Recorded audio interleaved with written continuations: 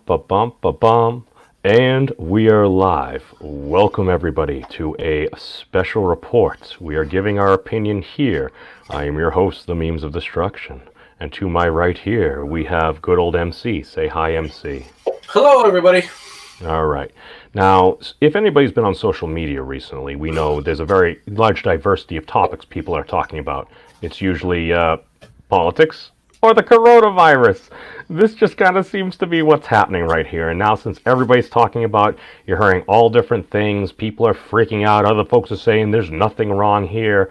And what I've typically found in my lived experiences, it tends to be somewhere in between. So we just want to kind of go over here now. I'm here with MC, who I view as a very smart individual, very big into science. As far as I know, none of us are doctors or infectious disease specialists, but I did kind of want to go over some of this math. Math is hard, and unfortunately, Andrew Yang didn't appear to be available right now, so I defaulted with MC. So, MC, what do we know so far? Well, what we know so far, all right, if we can believe what we're being told, and this you believe it or not, in some ways you've got to take that with a grain of salt. It looks like the worst of it is over in China. However, it looks as if in Europe it's got a long ways to go. It's ramping up to its peak, and here in the United States, you're starting to see a ramp up. Now, in the United States, it's not ramping up the same way. It's ramping up on a slower glide. But if it reaches a tipping point where everything starts doubling and doubling and doubling, then things can be problematic. The one saving grace with that is the fact that we don't know if the reason you're seeing these cases increase is simply because we're doing more testing now, and as testing increases, so will the rates, where they're catching it, or if these are just new cases that are just popping up. All right. To be honest, I kind of think it's a bit of both. Right, and I think this is one of the big issues that we're kind of running into here, and this may clarify. I remember even Mr. Poole kind of touched upon this a little bit the other day, is that when you see all of a sudden it's 30, it's 35 plus times more higher mortality rate than the flu, that terrifies people. But again, this is based upon the numbers we have so far, and just in my observation, and this is my opinion here, very often we seem to be testing folks that either tend to have more severe symptoms, that it brings it to our attention since we have limited or at times unavailable test kits. If all of a sudden we're testing folks that end up having more severe symptoms, and they do end up testing positive for it, like I remember Mr. Tom Hanks and his wife, they were actually diagnosed, I believe, yesterday, or was publicly made available the other day. Power to them.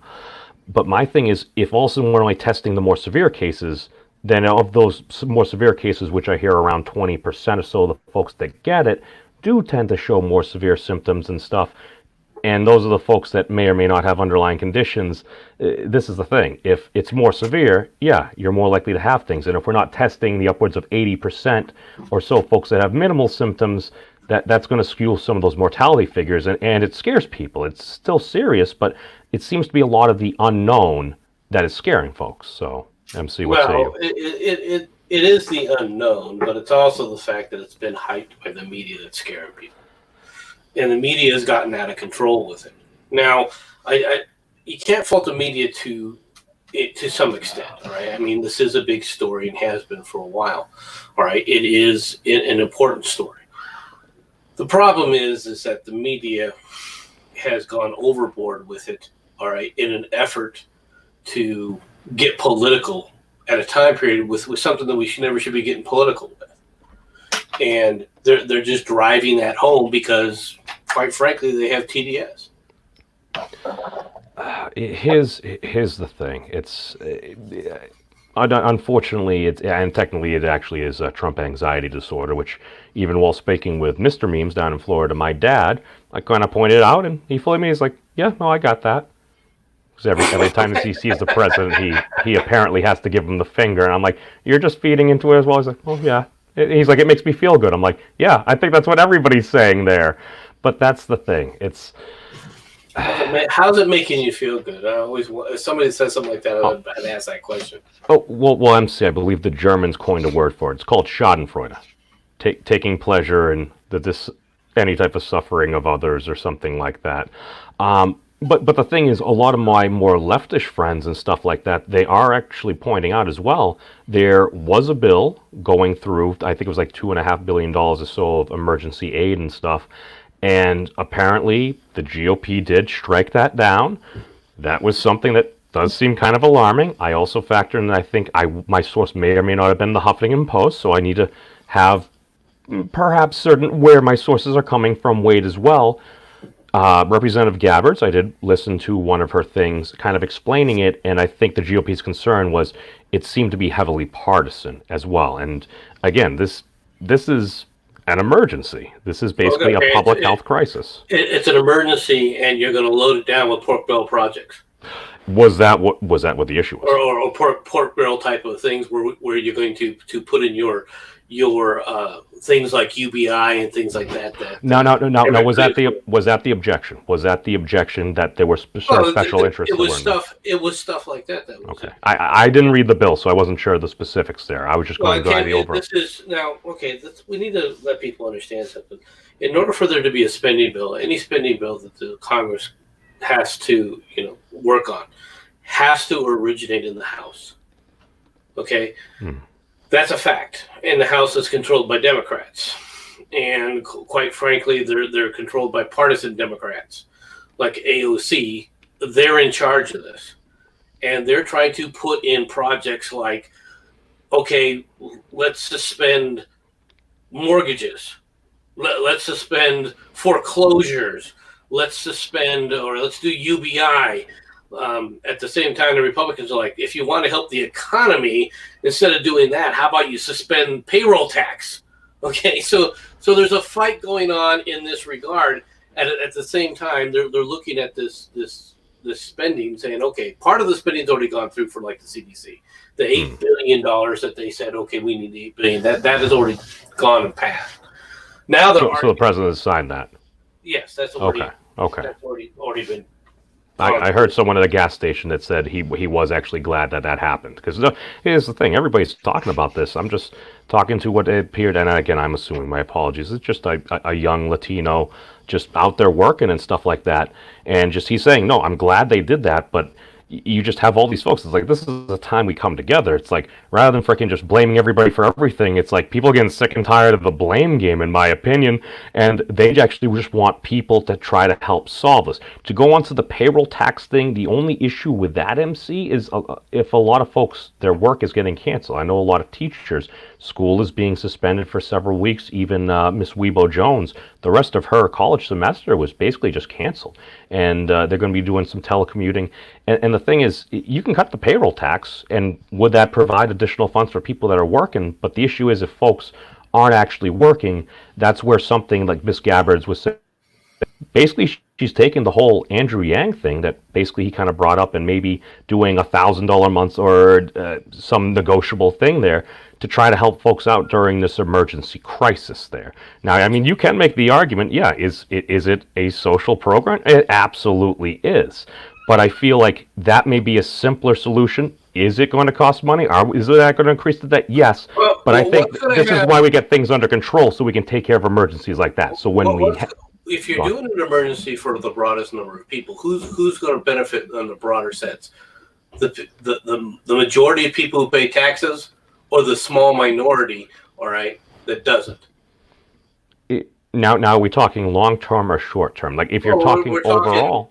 And from not long term or short term, in the short term or in the long term, from a national perspective, what's going to help more? Here's the thing, but MC, here's the thing. If you're trying to do something for this issue right here, a lot of people are concerned if they're not working. If you're still working and you have the ability to work from home, like my roommates, they're able to work from home. They do a lot of things on the computer and everything. Not everybody has that opportunity. But what I'm saying is, if you happen to be at a job and you're missing several weeks or maybe even a month or so of work out of an abundance of caution, that could really hurt people. Now, to be fair to the private sector, there are a lot of employers stepping up, as well as banks and financial institutions. I got an email from one of my credit agencies earlier this morning, and basically they said, we are here to help. as well as one of my friends happened to work for Apple. Apple, it very large, wealthy company. They are presenting emergency sick leave and other things. It's just smaller businesses, maybe just like a smaller family-owned business. You have a corner shop, this, that, a laundromat. They may not be afforded the same things, and especially if the government does end up declaring it's either a quarantine. I think that we've lost you now, memes. So I apparently we've lost memes here. No, I hear what you're saying with that, though, memes. I hope you can hear me right at the moment. You might want to reset your StreamYards. Or either that or you've lost me. But it seems to me as if I can see everything. So, but the president already outlined, small business loans and a number of other things to help the Small Business Administration. There's memes. He has reappeared. I was in the middle of multiplying, kind of like an amoeba. I split and then had to get rid of the excess there. No, that's actually a pre-existing condition over here that I need to take care of. No, but MC, you kind of get what I'm saying here. It's just like, do I necessarily think that long term for absolutely everything we would need to continue these things? Will there be folks that push for it? Sure. Yeah, but then again, I stand by we have to pay for these things. I realize a payroll tax cut, it can help, especially over time. All right, but you're doing that already with the proposal from the president about the Small Business Administration. You're already working that lane, all right, from that perspective. Okay, so the biggest worry that everybody has is what's this doing to the stock market and how is this happening? The stock market has been getting crushed because productivity has been, pushed down through, according to all the metrics that everyone looks at from China. All right, they're not delivering things, so therefore the supply chain is not engaged, and people are not able to work along those lines. It hasn't shown up yet in the statistics simply because it's still relatively new. All right. In fact, the latest labor statistics show even less unemployment than before. So we're not there yet. All right. And while getting ready to do those things is fine, to focus on the small end with like a UBI type of an environment is less effective nationwide than a simple payroll tax holiday. You're going to affect more people. This is supposed to be a national effort, right? And just because this person has they're working over here versus this person here who's not working, well, they're not. That doesn't make them any more worthy of help, right? Well, the thing is, MC, it's kind of. It comes down to almost, and I kind of hate to say it's almost like a class thing as well, because it's something that Representative Gabb has kind of highlighted as well. Once you get to a certain point, that federal tax payroll holiday, that would be more than tossing someone like $1,000 a month or whatever it was there. But if your salary isn't that high, it's going to have a much more dramatic effect. Yes, I realize a static dollar amount versus a percentage can vary greatly depending on one's level of income here. Sure, and but you're worried about the nation, not each individual. Okay, but my big thing is, MC, and again, if somebody isn't working, that taking off 2, 3, or whatever percent payroll tax, that's going to be meaningless over the next month if they're not able to make their bills. For that person, how many people is that? Well, hold on. Okay. But that isn't the concern. The concern is the nation. Right. Okay. That's what I'm saying. And I'm not trying to soft sell this or come across as harsh, although it is a harsh reality. The thing is if a person has a job, but then all of a sudden they can't work, all right, but the payroll tax would have allowed them to make it over that hump, that would be much better than to try and spend money on the guy who lost his job. And the reason for that is that you're affecting in a positive manner far more people because everyone's looking at the totality of this thinking that we're going to have 60, 70 million people, all right, by the end of this that were infected and in hospitals. That's what the big, fear is. The hospitals are going to be inundated. They're not going to be able to handle the workload. It's going to fill things up. There are reports coming out of Italy, for example, that their hospitals are basically just full of patients for the coronavirus, and they can't even treat strokes and heart attacks and things like that effectively because they're too busy trying to deal with the massive influx on the coronavirus. Okay, that's what everybody's terrified of. That's what everybody is worried is going to happen within the medical field. Okay, in those situations though, you're not talking about the each individual anymore. You're talking about it from a national perspective. And if you want to do things that are going to be most effective on a national level, rather than looking at the that one poor person who is suffering, and I'm not trying to belittle that, and I'm not trying to minimize that, but the federal government, if it's doing things for that small little individual, it's not doing what it's supposed to be, which is focusing on what's the best for the entire nation as a whole. Okay. MC, no, but my big thing is I don't want to belabor this point. And you know what? Let's say in this instance, you may be 100% economically correct in everything, but for those folks that end up not having their work, not being able to make those payments, and end up just losing, I'll be straight up on social media. I've seen folks that probably aren't the most radical folks that are literally saying, oh, well, if we can't do anything, let's just burn the entire thing down. And again, I need to treat it with the same way that I treat pretty much anybody that's purporting any type of violence. I basically tell them, now, play nice. I'm not sure how much longer that's even going to just slightly entertain and get somebody's mind off of things if people are truly hurting there. And again, do I have my own concerns about establishing a benefit or some UBI and it potentially continuing for a while and just continuing to raise the debt? Could it incentivize some potential negative things? Yes, it could. I'll be straight up. I still remember during the Great Recession and stuff, they had extended unemployment benefits. And again, that did help some folks. Other folks, all I know is one of my buddies' dads at one point, he kind of seemed to maybe not be as well, exactly. It seemed like he kind of wrote it out a little bit. Again, I don't know, but it seems like people don't have quite as the incentive to go out there. And again, a lot of this does come down to the system itself, in that we don't necessarily incentivize folks properly. I've heard this from both left and right to get out there. There's another aspect of this though that you're ignoring. Okay, go on. And that is this: why does that have to be a federal issue?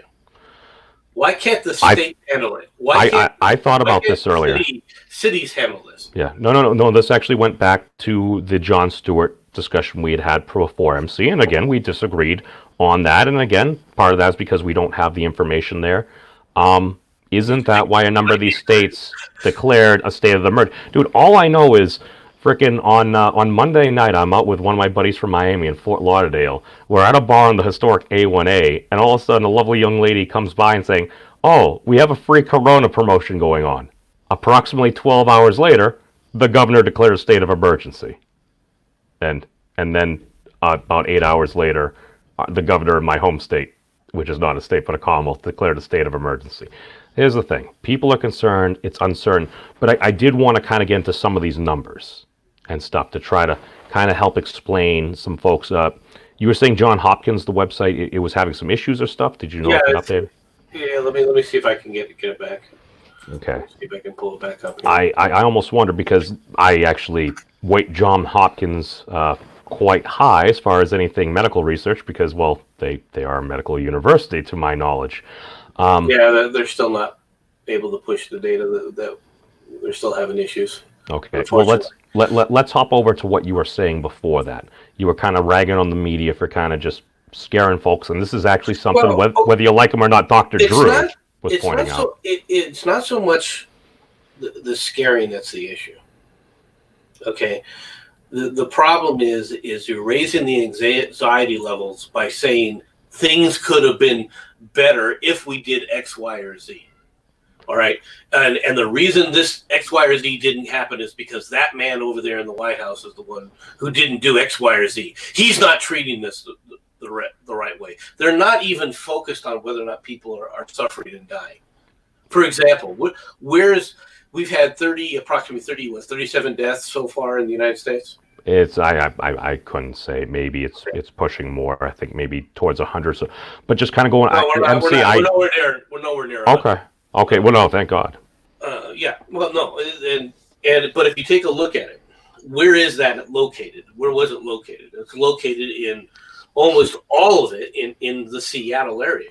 Right. No, that's where my stepbrother's from. He actually just went back there, and I mean the crazy thing is literally like probably about 3 days ago he's showing me like messages from like local Facebook groups and stuff, and folks are basically just ad hom attacking each other over politics, and now we seem to be shifting, and of course we have the political spin on, and this is something that certain folks were kind of like going after the president for. One of my more progressive friends actually gave the president some credit and stuff. He's like, I think this is the first time in all his presidency, I think he's acting like an adult.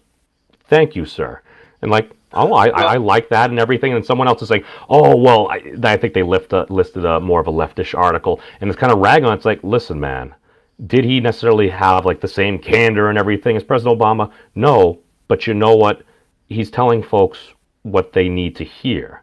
And I thought it was a very adult thing to do, and you got to give credit where credit's due. You have to prevent panic at this point.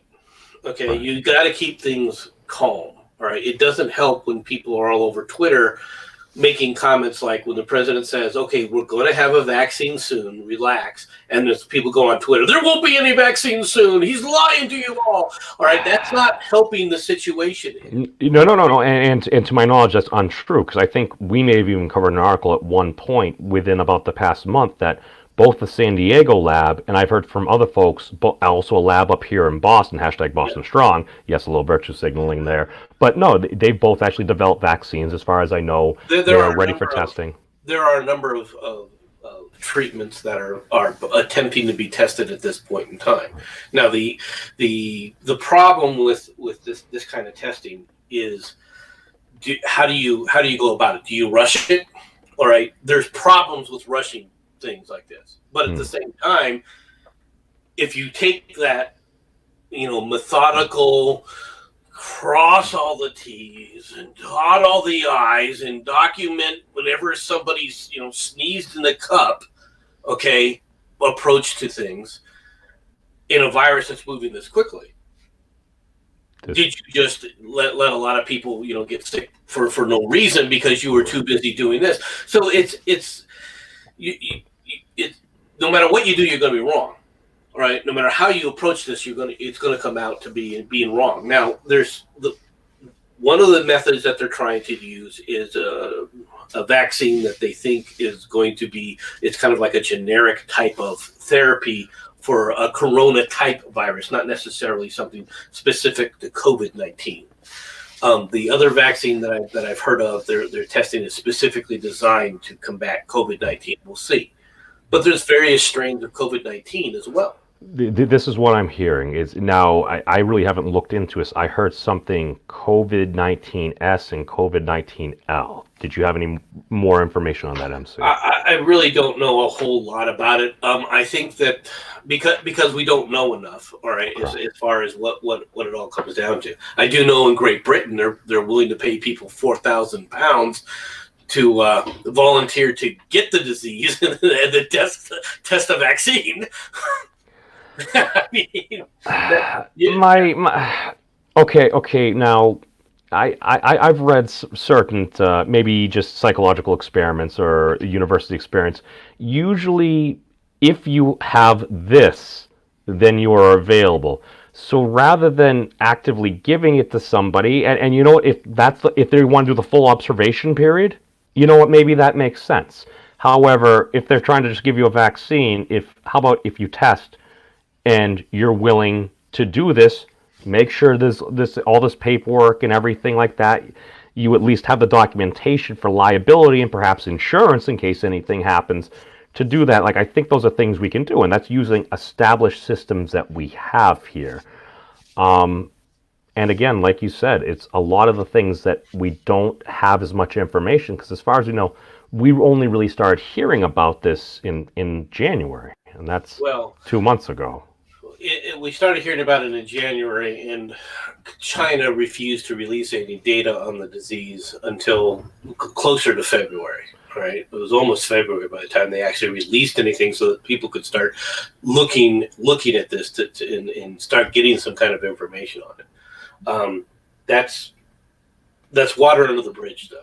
Right. Okay. Well, that's the thing. We're talking about Monday morning quarterbacking, which, okay, we can blame whoever, whenever, but how is that going to solve the issue right now? Right. What's that have to do with the price of tea in China? It doesn't have anything to do with the price of tea in China. Now, in the United States, right, if you've noticed, we have not had the kind of ramp up that everyone else has had. All right, the deaths that people are talking about, all right, are specific to it hit a nursing home.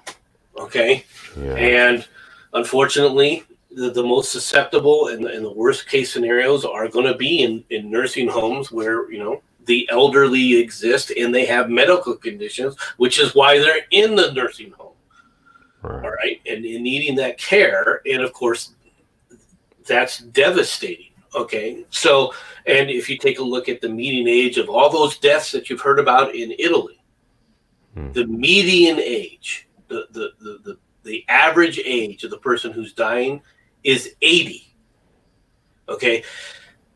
So for the average person, it's the average, 35, 40-year-old, 50, even probably into the 50-year-olds.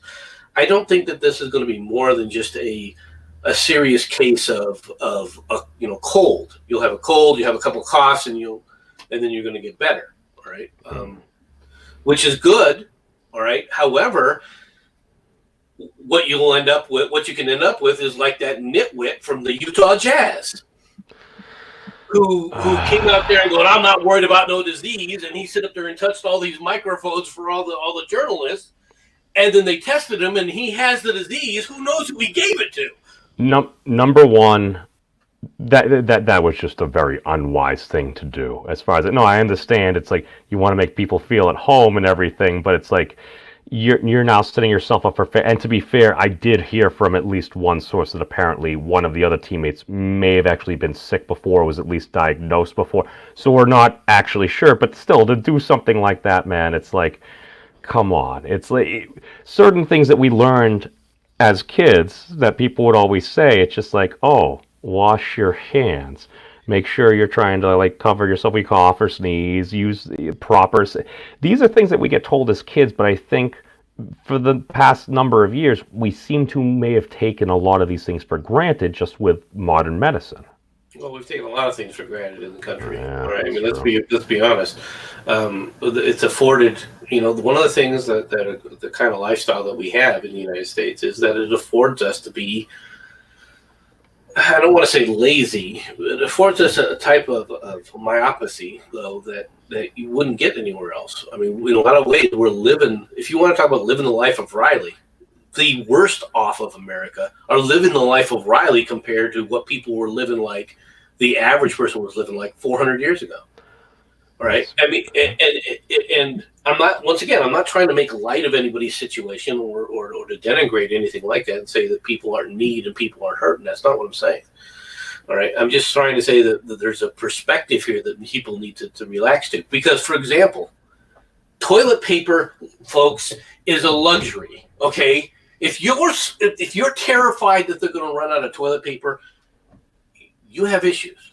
Okay, you are not thinking and prioritizing things correctly in your life. Because not having that toilet paper isn't going to kill you. But you know what will? Not having food, not having water. Right. No, and that's one of the things I just kind of wanted to point out in my video earlier. It's like I heard that, and I was kind of curious. So I was going over there for cat food anyway, so it's like, oh, well, let's take a look. And as I'm walking through, I wanted to take a look at some of the cleaners. It looked like the standard cleaning bleach, like that you use for floors and stuff, that seemed to be sold out. They did have other bleach products. They did also have many of the standard disinfecting products were gone, but there were others and everything, and some that you could still use that maybe like the surface glass cleaners and stuff, it's not made for floors and stuff. You could still use that. but even other patrons over at Target, they were like, "Oh, well, there seems to be no toilet paper." There was no toilet paper, but there were still paper towels and everything. And even like I said before, it's like one of my cousins, he happens to live, or had lived in the Mid East over in Lebanon. He even says like, "No, no, you don't flush that stuff." He's like, a lot of times they might not even have running water. You would just put it basically in a side receptacle and you would throw it out. So if the worst case scenario, folks have to start using paper towels to wipe their butts and then throw it away, well, I'd say the methods by which we're getting rid of some of our excrement, that seems like still kind of a first world problem here. Yeah, as long as we have food, yeah. It's definitely a first world problem. I mean, I'm not. I think people need to be concerned in that. Be prepared. Of course, you should have been prepared for a lot of other things as well, but this is a good lesson to get people to think, okay, be prepared. Get extra food stuff that is non-perishable laid on. Extra bags of rice will help. Extra beans, bags of beans that you can then boil and cook will help. Things that aren't going to go bad, all right, in your pantry anytime soon. This is the kind of stuff, canned goods. Lay on at least 2 weeks, 2 to 3 weeks of food. Now you can go buy the, emergency food rations that are in the bucket, all right, that people are selling, or buy a whole case of MRUs if you want to go to that extent. It isn't quite necessary, all right. But you want to be prepared for if something breaks down that you're going to be locked away for a long period of time and you're not going to be able to go out. Now, all that being said, how is this going to affect the United States? The reality is that the United States, I think, is in much better shape than people are concerned about or saying, simply because for a number of reasons. One, this nation isn't like the rest of the world. Okay, we have areas in this country that are densely populated. That's true, but we got massive areas with very little population whatsoever. Right. Okay, that in and of itself prevents the spread. Number two. No. I just want to point out one thing. Just hold that in your head, MC. Even coming back from Florida, I was sitting next to a lovely young lady. She's from Denmark, and she even said she lives on kind of like the eastern side. She can drive across the entire country in 2 hours. Yes. In 2 hours, I will likely, if I head due west, be out of Massachusetts.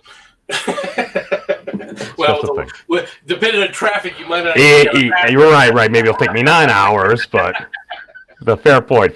So you're saying, okay, the vast tracts of land, the varying population density, the next points. So that helps a lot. Now, why do I say that helps a lot? Believe it or not, one of the things that it gives us is a lot of extra medical capacity that a lot of other nations don't have. Okay, because we have hospitals everywhere. Right. All right. Even in the middle of nowhere, Nebraska, with a town of, let's say, 20,000 people, you've got 2 to 3 hospitals. Okay. Now, in the denser areas, okay, obviously the hospitals can get overrun and inundated, but you have the ability to move those people or shift those people to other hospitals to help contain that. That's what I'm trying to point out. Right. We have extra capacity that other nations simply do not have. That's one of the great advantages of this nation. All right. Another thing that we have is we have the best medicine. Okay. We don't, throughout the nation, overall, our medical facilities are top notch. We approach medicine with a different concept. All right. And that is save everybody. And if somebody dies, find out why that person died and make sure that they never die again.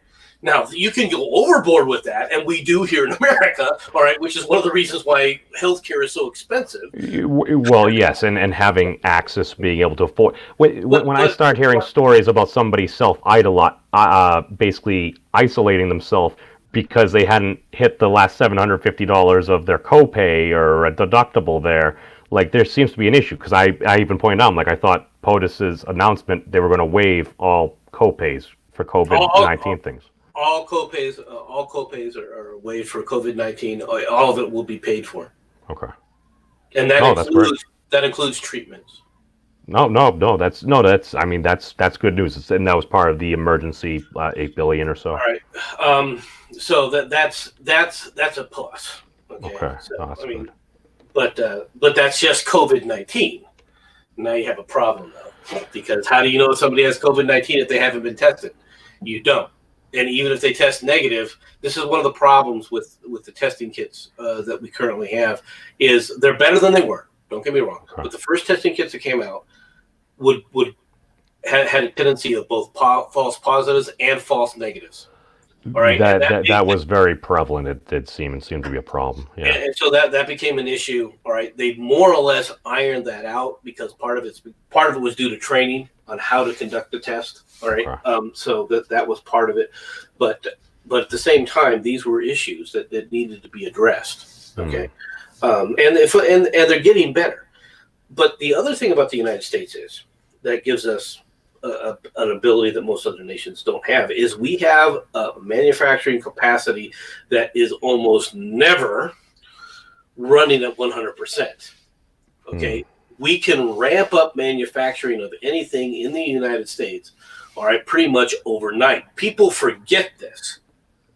People forget we were doing moonshots, okay, 3 a year for a while. Well, weren't we cranking out literally a new battleship every month or something at one point? At the time where we were putting a battleship out every month, we were putting three to four Liberty ships out, okay, at the same time, and putting aircraft carriers out, and putting destroyers out, and literally putting out hundreds of planes, airframes a day, hundreds of tanks a day. Okay. Okay. So no. MC. Point out that if we put our minds to it, if we need something, we can produce it. Right. No. And again, like I remember you telling me that, sharing these stories, and I'm like, that is freaking amazing. So you know that, I know that, but I think a lot of the folks that are heavily concerned about this uncertainty, they might not remember that. And I think that's one of the things we kind of want to communicate. It's just like, I tell folks, it's like, dude, like we're Americans, we're people of the earth. It's like, we've been through worse. But on a lot of the younger generations, here's the thing, dude. If you were born like right around 2000, if you're only in like your early 20s or so, you might not even remember like what was happening like during 9/11. Because like I was a senior in high school, I still remember sitting in Latin 2 and hearing those two announcements and everything. And for folks that basically were aware of that, I think many people do remember that, the impact it had on the nation and the entire world, and just that feeling of uncertainty of what's going to happen. If somebody's never experienced that before, this is terrifying to people. Yeah, I think people are being overly terrified, especially the elderly. There was one story that was making the rounds on Twitter where this poor lady, she was coming out of the grocery store, and this old couple called them over in a car, and they explained to her that they were terrified, all right, to go in the store, all right, because of COVID-19 to shop, all right, and they asked her if she would mind going inside and to shop for them, all right, because they were literally terrified of going into the store, all right. I mean, there's for example, just not too far away from my house, there's a Walmart Right. grocery store. It's not a full Walmart. It's a grocery store Walmart. And outside, they've always had the little dispenser of the Clorox wipes. Okay. Yeah. Those Clorox wipes are being used every single time somebody goes in now. Every time somebody goes into the store, people are grabbing one of those wipes and wiping them, desanitizing themselves and going into the store, where they never did that before. Right. No, and another observation I've had, and this is just based upon like my lived experience and my previous traveling, not abroad, but down to Florida and stuff, even in the airports or wherever I go, or even at PAX like 2 weeks ago, as soon as it started getting in people's minds and people started getting concerned, I've noticed what I believe to be a much larger percent of people washing their hands and like actually like using soap, actually going over it and stuff. And again, these are a lot of things that we were told a lot of time back in the day, but I think over the years, without necessarily having like a pandemic or something like this, I feel like many of us may have taken that for granted. I have. I'm washing my hands longer. I mean, I find it amusing. It reminds me of a story that was told to me by a Marine. All right. Go on. These are often very good stories, or Yeah. stories at least. He said he goes the story went like this, right? A Marine and a Navy officer, all right, went into the bathroom and went to the urinal and pissed in the urinal, right? And the Marine did his business and he left, and the officer went in there and washed his hands and he left. And as he was leaving, he was looking at the Marine who didn't wash his hands, and he said, in the Navy they teach us to wash our hands. And the Marine responded, in the Marines they teach us not to piss on our hands. Yeah.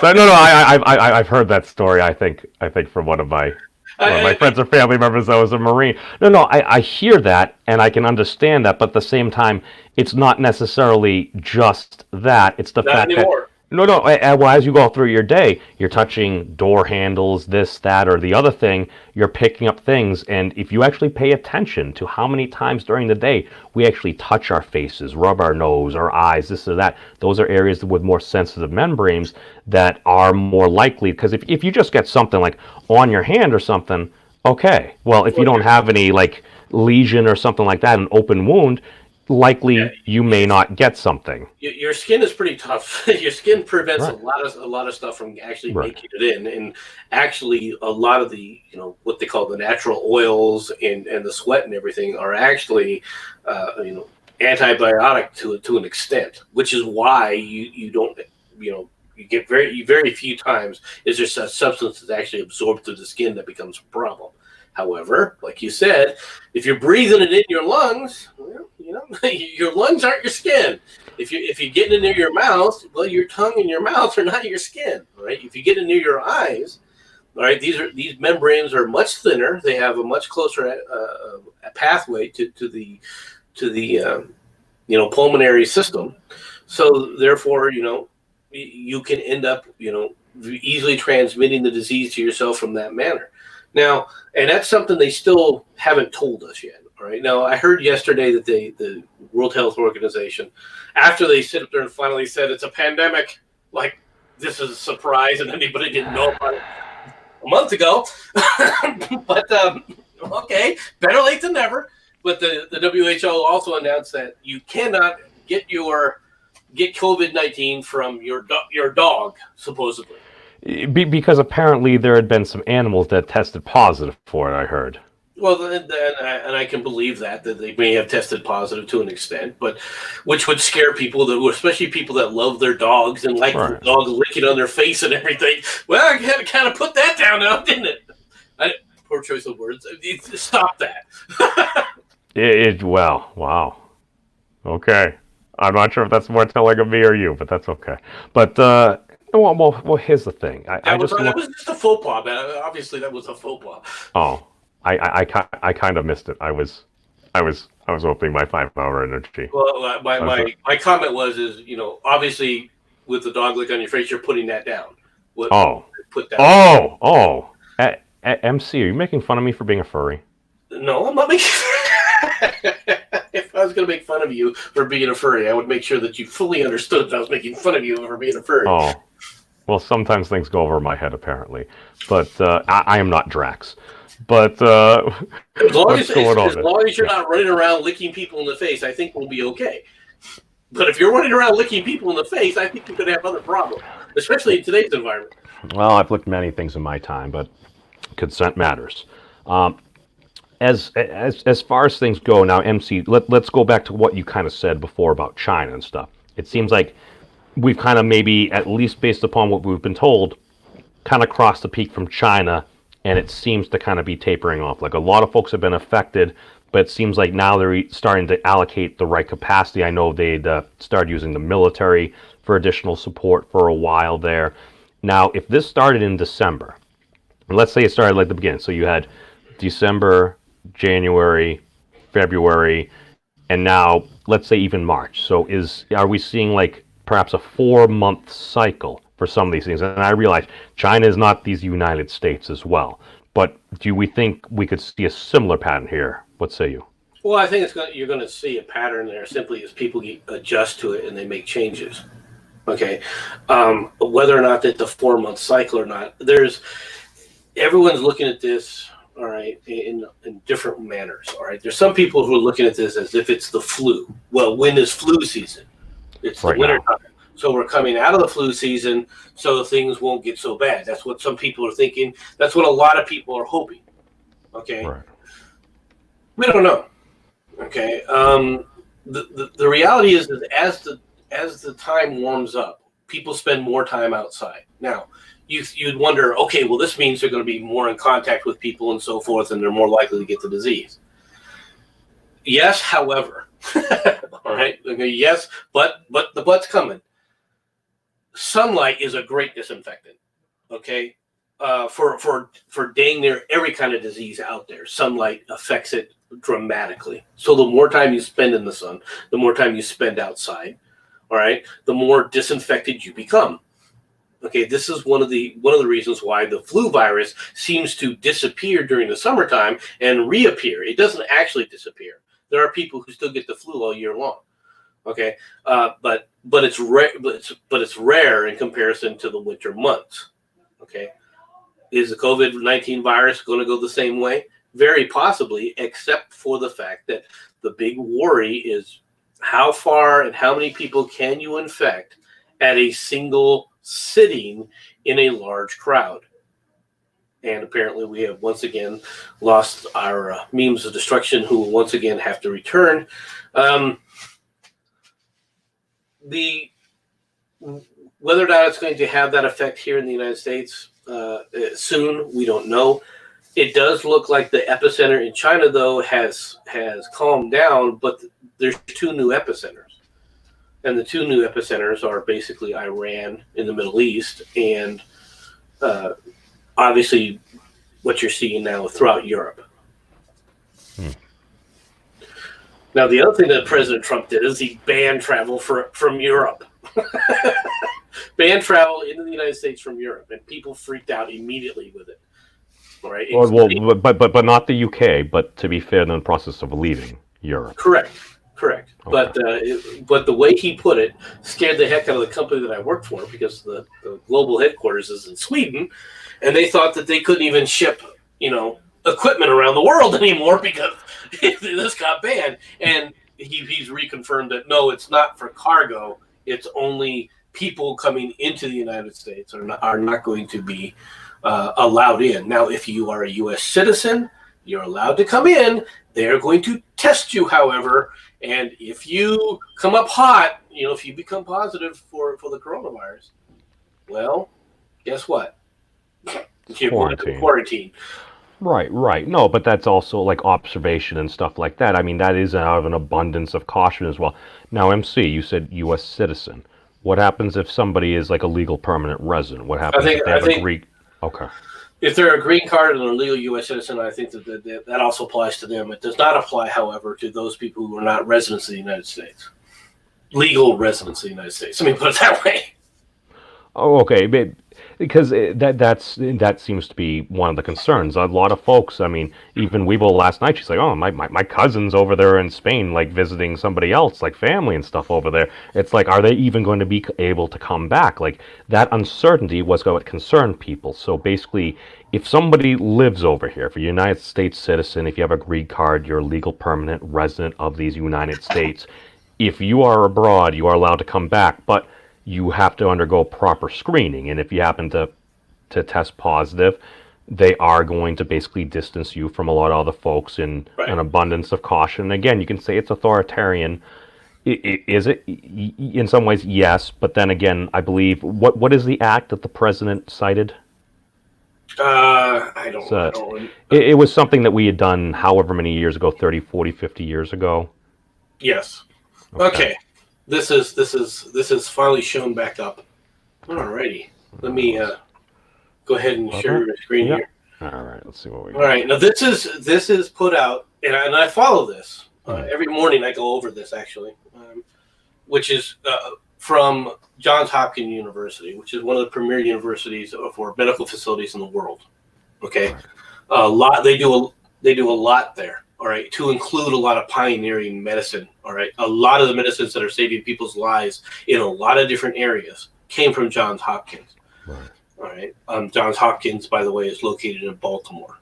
All right, but if you take a look at the number of deaths in the United States, all right, you have 31 deaths here in Washington alone. All right, but and what do we have for numbers of cases here in the United States? The U.S. is at 630. Okay, where are these clustered at? All right, now we're just talking here in the United States. Let's take a look. Well, if you take a look where the clusters are at, the big clusters are Seattle, okay, California.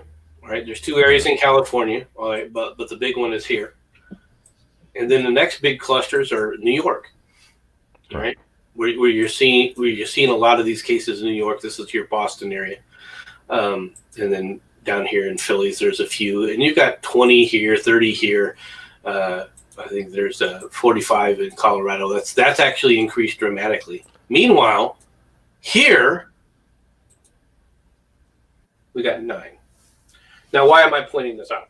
I know people are saying, "I'm sorry, what's in Arizona?" Well, Arizona was one of the first places, all right, where the COVID-19, we confirmed that it had a COVID-19 patient, and that they were in Phoenix, which is a city of 5 million.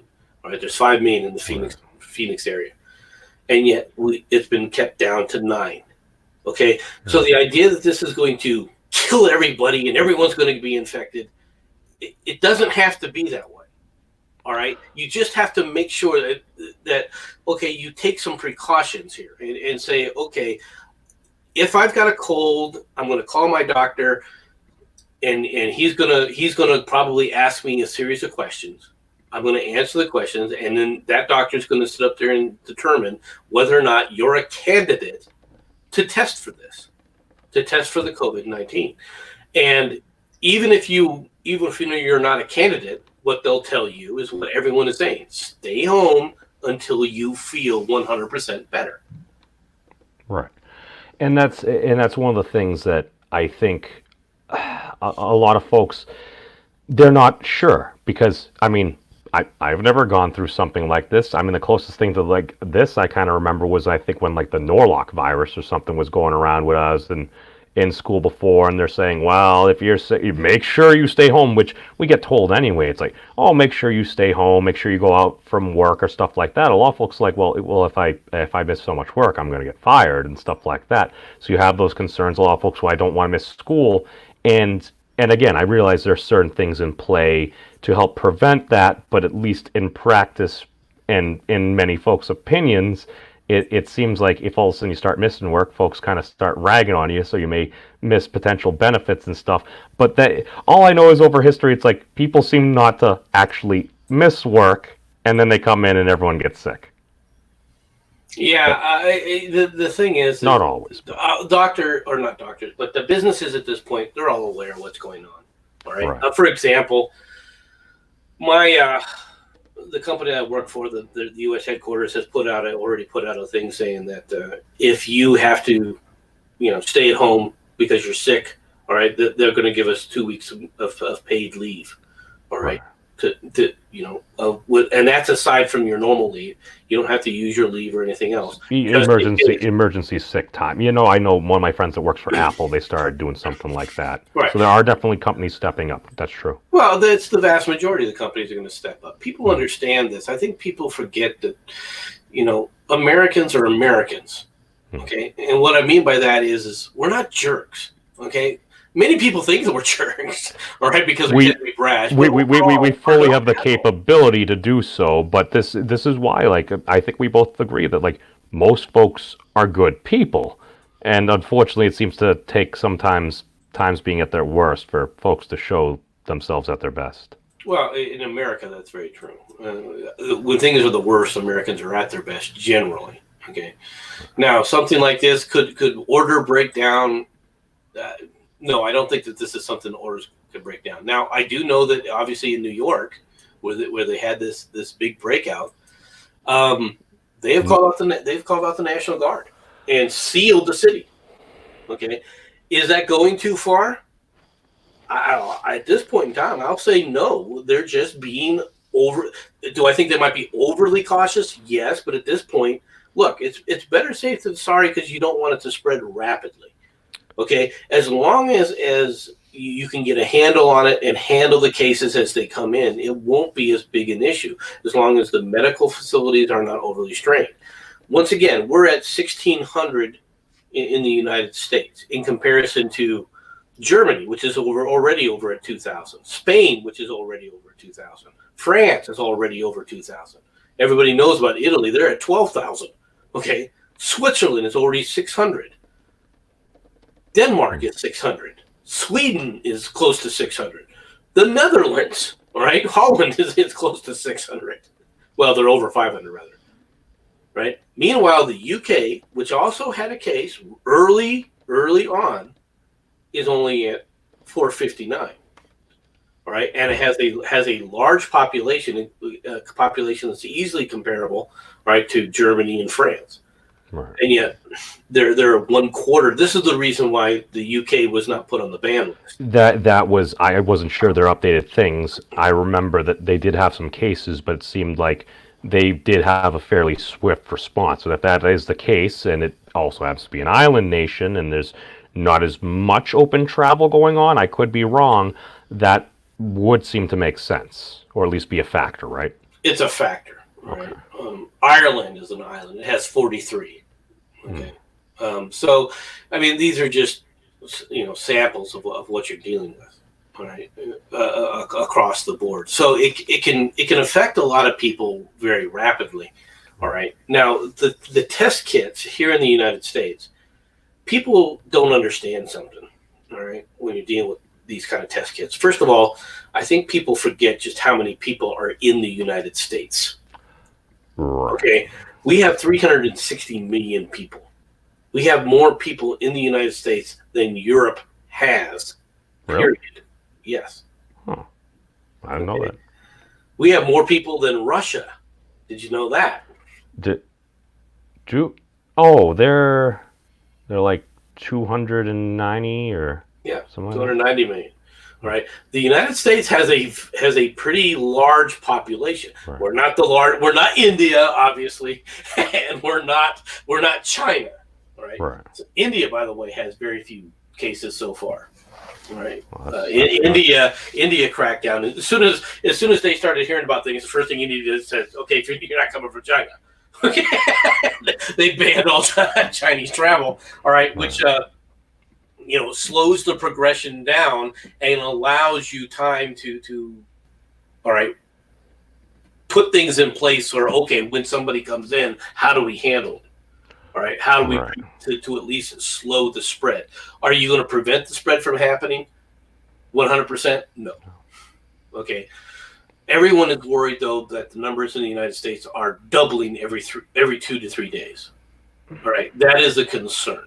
Okay, but I think that much of that has to do with several different things that are happening at once, and I'm not as worried about it because if it was doubling every 2 days, like everyone was worried about, then when we had a case in Arizona back in February, we should have exploded out of the wazoo, and we haven't done that.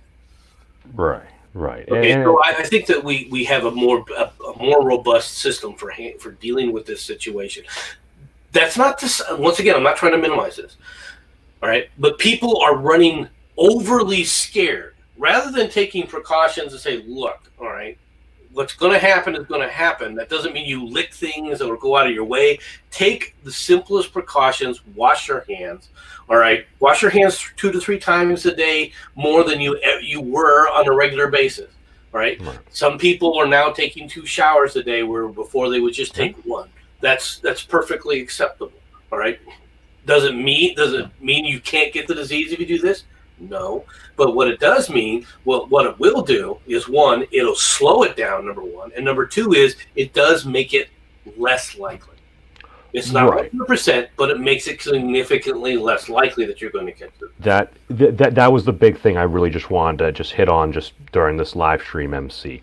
It's just, can we prevent everything? No, none of us are the almighty. However, there are certain steps we can take to drastically reduce our chances, and while we may still get it, if everybody starts taking these steps, if we minimize our chances over the entire population of these United States, or at least when we can, that is going to significantly slow the spread, thereby minimizing our chances or lessening them of overtaxing our healthcare system. Because as soon as we run into a situation like I'm hearing about from Italy there, where they're literally just going to a triage and saying, well, we might not even treat people that are sick there, that's when you end up having a lot of folks actually dying. There will be folks that will die. Every death is a tragedy, but at the same time, we have to try to do the best we can with what we have. And like I saw on another stream earlier, they were pointing out that even, I think it was over in Norway, it's like there are a lot of canned goods that, like, there wasn't as much long-term food on the shelves there. They may have had toilet paper there, but when it comes to wiping one's butt or feeding oneself, I'd rather feed myself. Well, yes, and I think that we're perfectly capable of that. Do me a favor, put this up. Yep. This is just one of the areas from this. Now, what this is showing is what you have in green are the cases that have recovered. What you have in red are new cases that day. Okay. Right. Now, first of all, ignore this spike, because this is when China finally started admitting what they had. That's what this was. Okay.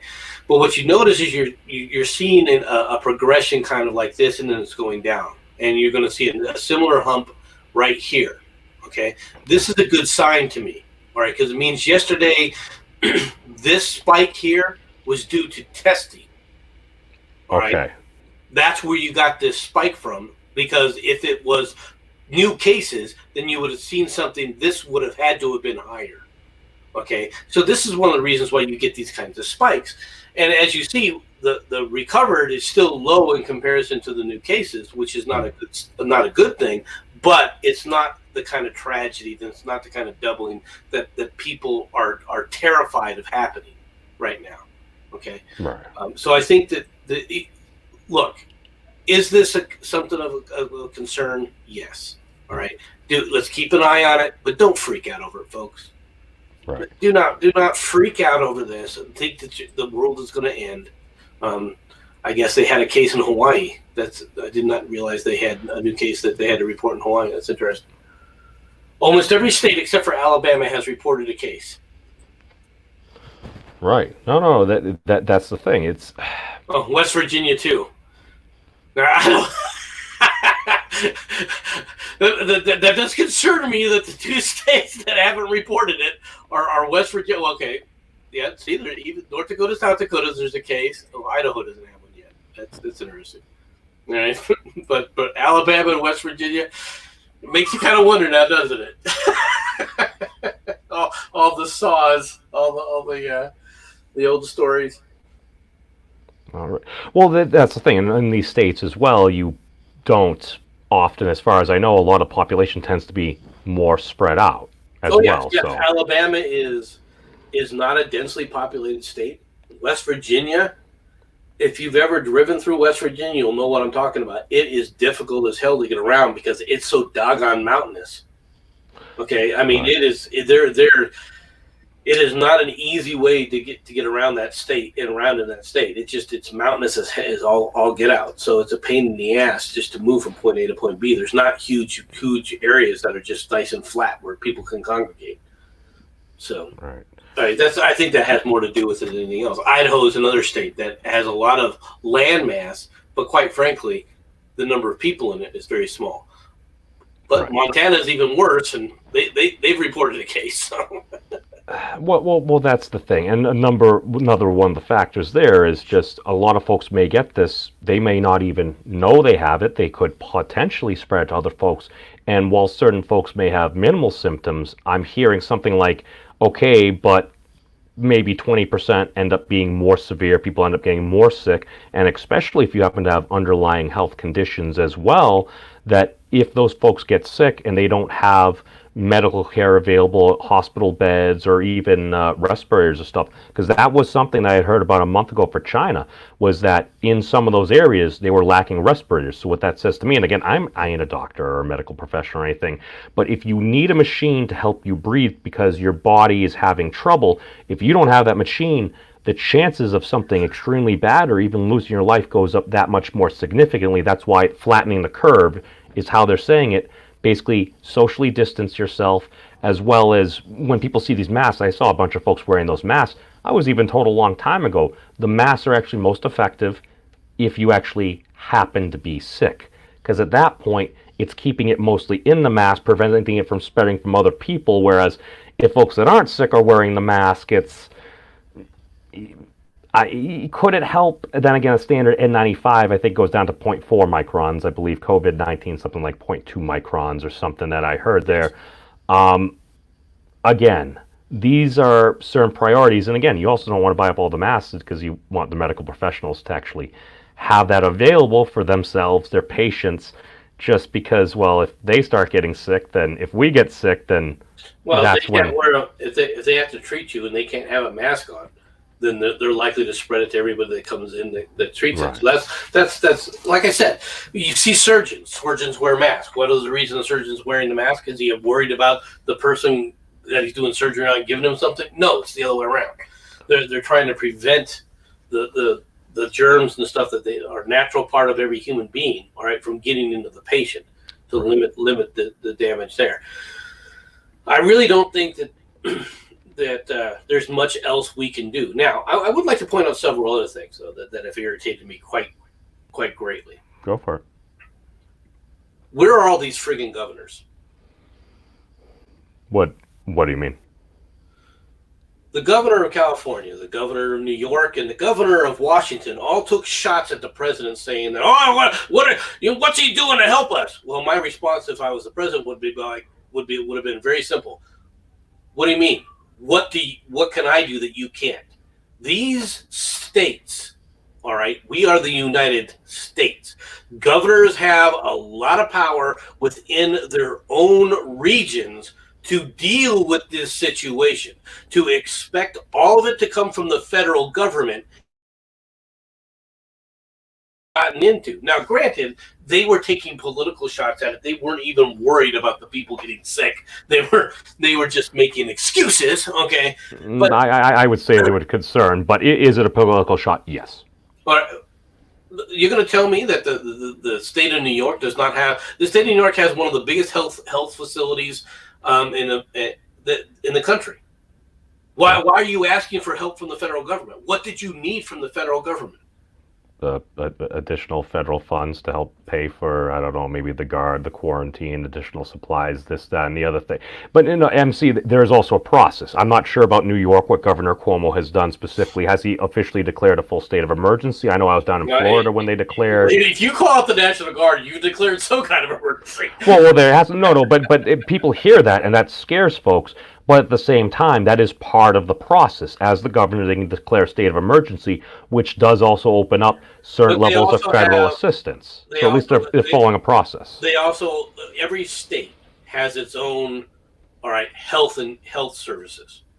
What were they doing with the health services that they had? Especially these larger states that have a lot more capacity and so forth. They could have been ramping up a lot of this stuff in their own states. Instead, they focused on trying to point a finger somewhere else instead of saying, okay, we'll deal with this later. This is one of the reasons why we have problems in the country or around the world, is because people are too quick to sit up there and point the finger. Now, I know a lot of people like you would say that that's true of me. All right. A lot of fingers have been pointed over the years, but in a case like this, we shouldn't even be arguing about these situations. And if you notice, Trump hasn't been really taking shots at these guys. All right, for the most part. All right, early on he did. All right, especially back in right after March when Nancy Pelosi made her shots. Okay, he did respond at that point. But the reality is he was already doing what could be done. Now, once again, you were talking about respirators. You see commercials throughout this country for Imogen, right? The little oxygen concentrators. Oh, okay, yeah, I'm a little familiar with that. What does that tell you? that we have a system set up that has some of these things. But then again, that's not like a full respirator. That's just like No, an additional oxygen, portable oxygen what do supply. you think a portable oxygen supply is for? Well, somebody with underlying conditions, likely, I would say. So what I'm trying to point out is the idea that we're going to run out of respirators in this country. No, it's not going to happen. We have the ability to ramp up these things overnight. Okay, the fact that you put somebody on an imaging machine because he's not in full respiratory distress, but you need to give him extra oxygen. That's exactly what those things are for. That is a respirator. It is a type of respirator, right? So the idea that we can't handle this, that we can't do these things in the United States, that we need to be terrified because our system is going to get overwhelmed, the medical system is going to get overwhelmed, I just don't see it happening in the United States. It's not going to happen that way. And I'll give you another example of something. When you talk about an operating room in the United States, for example, do you realize what an operating room in the United States has to have? It's required to have in order for it to be declared an operating room. That same standard doesn't apply to Europe. Okay, it does not. In fact, they do all sorts of things, but they don't have the full capabilities that we do. Even though they say, well, this is an operating room, we can do this over here, right? It's just an example of where our system is different, all right, than what other people's are. We have a lot of excess medical capacity to handle something like this, with one exception, and that is medical professionals. That and again, that is one of the concerns as well. And just when I start seeing folks like all over, and just if folks are kind of hoarding supplies and stuff like that, it's like you want it to go. This almost is a resource prioritization issue right here, in my opinion. And it's just where this scares people. When people are scared, a lot of times we do irrational things. That's why I just wanted to do this kind of like quick little stream here, and just we'll wrap up in a minute because technically I'm supposed to be doing another stream right now. Sorry, Orbs. But no, I just wanted to kind of get some information out, just kind of chat with you, just kind of go back and forth. What do we think we're going to see in like the next 2 weeks? Because I'm hearing a lot of folks saying the next 2 weeks are going to be not good. I think in the next 2 weeks you'll probably see the United States will go over 10,000 confirmed cases. Okay. I know that sounds scary, but 10,000 for the United States in comparison to 10,000 in Italy, it's not the same thing. Okay.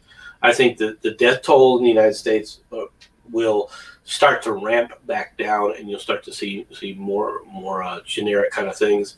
More people will be self-isolating in homes. That's what I think will happen in the next 2 weeks. All right. But 10,000 cases, even 15,000 cases in the United States is something the U.S. can absorb. All right. Now, if it gets into 50 or 60,000, all right. Now, let's be honest. If you're talking 50 or 60,000 across the United States, there are going to be areas that are overwhelmed because it means there's a heavy population center that has no control whatsoever on the disease. Right? Is that possible, especially with what happened in New York, which is why they're reacting the way they are? I think that they were shocked in New York, and so they reacted the way they did. I think they probably caught that in time that will prevent it from ballooning out. Okay, Seattle, on the other hand, I'll be honest with you, Seattle is not looking good. Now I'm just. And we lost memes again, just as he was going to speak. All right, There I you think. go. Okay, I'm back. Okay, no, just to wrap up, just so I don't deny Orbs, I sent you the link, man. We're wrapping up right here. What my stepbrother shared with me is that even before he went back, because he was heading back Monday afternoon, what he said is basically his company, a lot of the major kind of more tech companies, they did start announcing a lot of folks who are going to be working from home. He happens to be a systems administrator. He has the capacity to work from home as well. His company, basically, they have a staff of a lot of doctors and medical professionals, as well as technical folks. Basically, he still had to go to work.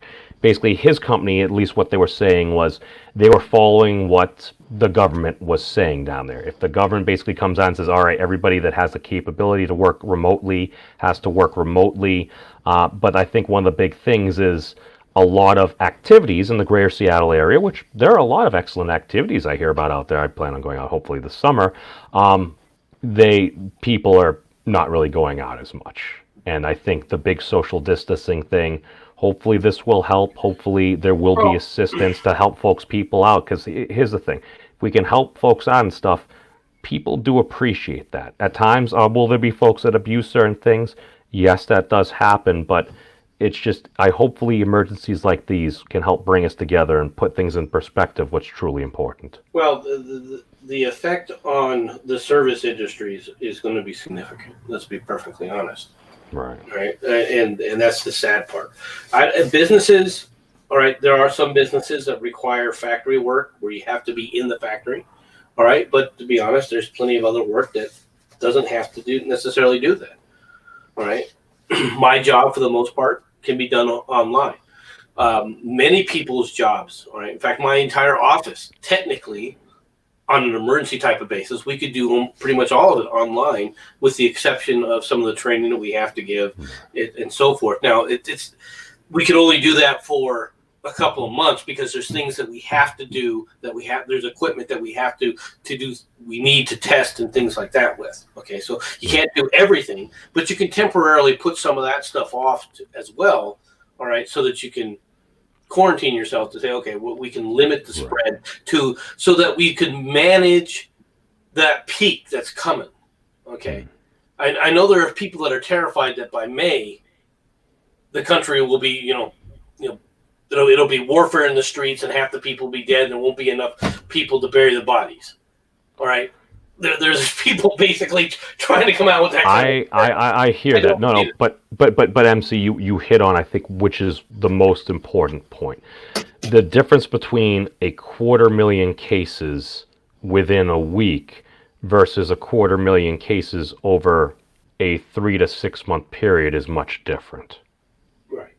And like I said, 10,000 cases in the United States is not enough to overwhelm our system. People forget. In the United States, 60 million people caught the swine flu. I didn't even. Oh, maybe I had it. maybe that's why I like pork sausage and stuff like that. But no, we just got to put things in perspective. And MC, I'd love to do this again and kind of go into at least how this is actually going to change a lot of the way we do things in these United States. Because I've even already saw articles, even just thinking about this myself. And this is going to go into a future discussion, but I actually need to wrap up to at least crank out a little bit of a beer discussion podcast, man. So I have your channel linked in the description below. So everybody, if you enjoyed what you saw here, if you enjoyed some MC's perspective, or you just want to troll him a little bit, feel free to check him. No. Troll for good. Troll for good. That's the campaign. Be very nice. I'm not commanding everyone to do anything. Just check out some folks if you care to. You don't have to be nice. You can sit up there if you go to my channel with the people that are in the chat. Trust me, you'll fit right on in. If you start trolling, anything basically goes for the most part. Now, I do have people that will kick you if you get too freaking outrageous with some of your crap, right? And I'm not talking I'm talking things that people know are perfectly not acceptable in society. I'm not talking polite society. I'm talking about society in general.